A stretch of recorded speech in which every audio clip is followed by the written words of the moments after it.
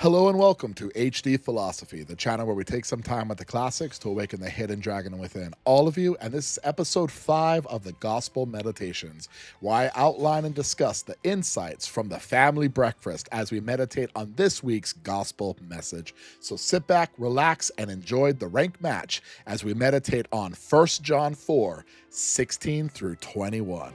Let's go! God is love. Whoever lives in love lives in God and God in them. This is how love is made complete among us, so that we will have confidence on the day of judgment. In this world, we are like Jesus. There's no fear in love, but perfect love drives out fear, because fear has to do with punishment. The one who fears is not made perfect in love. We love because he first loved us. Whoever claims to love God yet hate a brother or sister is a liar. For whoever does not love their brother and sister whom they have seen cannot love God for whom they have not seen. And he has given us this command: anyone who loves God must also love their brother and sister. Now, this prompted an interesting discussion on the way down to breakfast. Can you love without God? Because God gives us love. So my grandfather asked, is it possible to even love without God? And I was kind of torn because I see this often in two ways. Can I love someone without believing in God? Or is God necessary for me to love in the first place? Now, for the former, can I love without believing in God? I think the answer to that is obviously yes. He has gifted us the ability to love, even if we don't believe in him or not. This is often what happens when people ask, well, can I be moral without believing in God? Well, of course, because God has written morality on your heart. It's just you don't have a grounding for it. So for love, God is the reason we are capable of loving in the first place, is kind of what I'm seeing here. And that's kind of where the discussion went. And what's fascinating about this is I don't think I've ever talked about my journey towards the faith, but it kind of exists in the same vein. And this is what I discussed with my daughter and my wife at the time.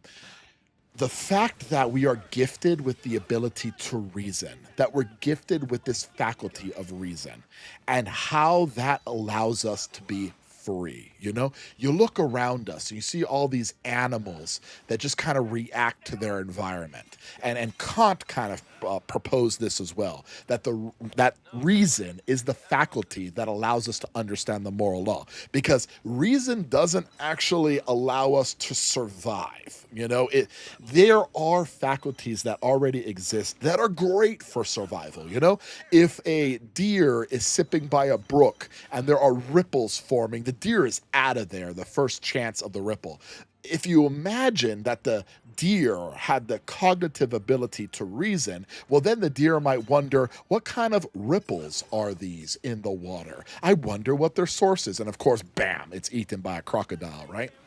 So Kant argued that the faculty of reason is not there by nature in order for us to survive, because it actually hinders our ability to survive. So it must be there for another reason. Of course, he surmised the moral law. Now, getting back to this, though, often in the Bible, there's this idea that through Jesus is freedom. And that just made so much sense to me, because as a moral philosopher, what fascinates me is our ability to act freely.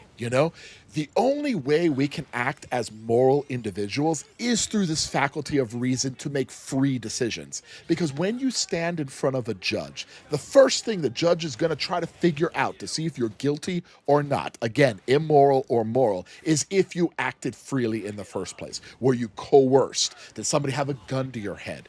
So freedom is necessary for us to be moral creatures, which is why the first law, the categorical imperative for Immanuel Kant, is that I must act in a way that is universal. And the second one is I can never take away somebody's freedom. I can never use them as a means to an end. Because if I will universally that somebody's allowed to take away somebody else's free decision, well, then I'm essentially taking away autonomy. And if I universalize that everybody gets to take away somebody else's autonomy, well, then I'm undoing the very fabric of morality, because nobody will be allowed to make free decisions. So that's really what led me to the faith, because I started wondering, why is it we have this faculty in the first place? How is it that we are gifted with this supreme ability to act freely in a very deterministic world of cause and effect, you know? So where the discussion went from there, when I was talking to my father about the necessity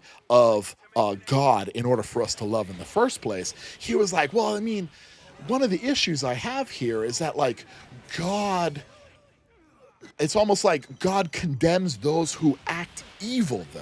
You know, it's like, if we're made in this way and God kind of knows what we're going to do, it's like he almost like made us to act evil. And I was like, well, first of all, you're kind of missing the original sin. You know, God didn't make us to sin. We kind of went against his wishes, and that's how we define sin.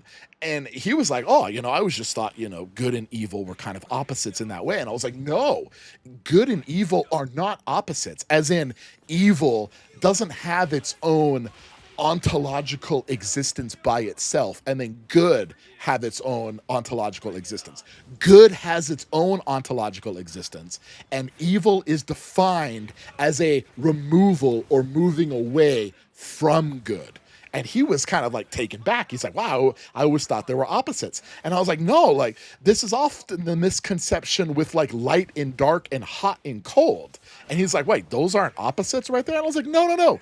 Light exists, and we define darkness as its absence from light. Like, the farther away you remove, or it removes itself from the light, it gets darker and darker. And that's why there's an absolute darkness, like a black hole that has no more light. But light is infinite. You can always add more light. Same with hot and cold.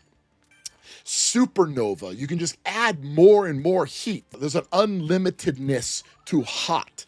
But cold is only defined as the absence of heat. That's why you can actually get to like absolute zero, you know, where there is no more heat whatsoever. It is in that same way that we define evil. And I kind of gave him the example that when innocents are slaughtered, we are so stunned by that because of the value we place on innocent lives.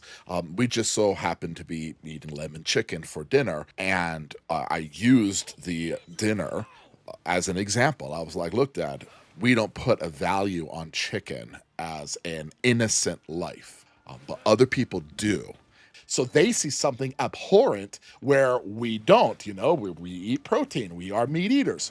So I kind of gave them that example. If we valued the animal, then we would see this as evil. So God is good in that same foundation. Now, I didn't bring this up at dinner, but I'm thinking about it now. This is also why Dante, in Dante's Inferno, in the Divine Comedy, he put betrayal as the bottom of hell, because all sin is kind of defined as a betrayal of the good, you know? And that's why false idols exist in that way.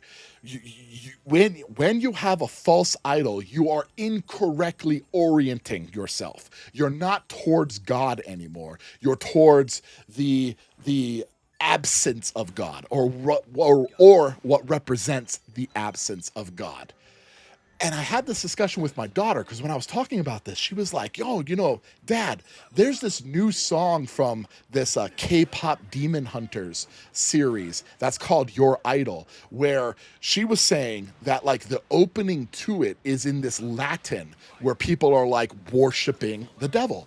And I was like, man, that is an incredible way to corrupt individuals right there. And this is actually something C.S. Lewis said in the Screw Tape Letters. For those who don't know, the Screw Tape Letters are a meditation on like a higher order demon giving instructions to a lower order demon. So the higher order demon is giving advice to the lower order demon, and the lower order demon apparently asked the question if it's better for them to reveal themselves or kind of stay in the shadows. And the higher order demon was like, well, this is a great question, because if we reveal ourselves, then we can make magicians. We can make people who are motivated by deceit and manipulation. The issue with that, though, in revealing ourselves, then people might understand the opposite, and he says this in the Screw Tape Letters, that the demons have something the humans don't. They know God exists. It's like there's always this skepticism with human beings, but the demons know that God exists. So if they reveal themselves, well, then now they might make more people follow God, because if evil exists, therefore God exists. So there is this power in having these soldiers for the demons that C.S. Lewis calls magicians.